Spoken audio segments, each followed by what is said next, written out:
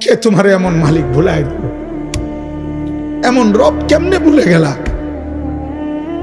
এমন মালিক কেমনে ভুলে গেল?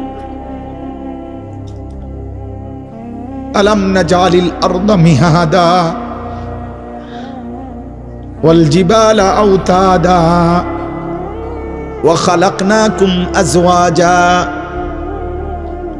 ওয়া জাআলনা নাওমাকুম সুবাতা ওয়া জাআলনাল লাইলা লিবাসা ওয়া জাআলনান নাহারা মাশা। আল্লাহ বলে, বলো না বান্দা, পায়ের নিচের এই জমিন আমি কি তোমার জন্য বিছায়া দেই নাই? আমি কি পাহাড়গুলো তোমার জন্য পেরেগের মতো বসায়া দেই নাই? আমি কি তোমাদেরকে জোড়ায় জোড়ায় নারী পুরুষে সৃষ্টি করি নাই? দুই চোখের ঘুম কি আমি দেই নাই?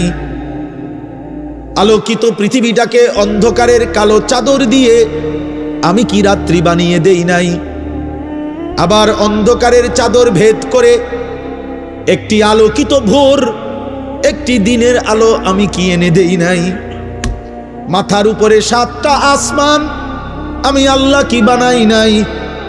একটা সূর্য কি আমি উঠাই নাই? আসমান থেকে অঝোর ধারায় বৃষ্টি আমি আল্লাহ কি নামাই নাই? জমিন থেকে উৎপন্ন ফুল ফসল আমি কি তোমার জন্য বের করি নাই? এত কিছুর বিনিময়ে বান্দা আমি বুঝি একটা সেজদাও পাবো না? আজ ঘরে যাইও না আব্বা। এই ছেলেরা যে কয়জন এখানে বসছো, নামাজ পড়ো নাই, ঘরে যাইও না, ঘরে যাইও। মসজিদে যাইও, মসজিদে মালিকের সেজদা দিয়ে যাইও। বেনামাজি যদি ঘুমায় যাইয়া ঘুম যদি আর না ভাঙ্গে, রাত যদি আর ভোর না হয়, এই পৃথিবীর বাস্তবতা এটা।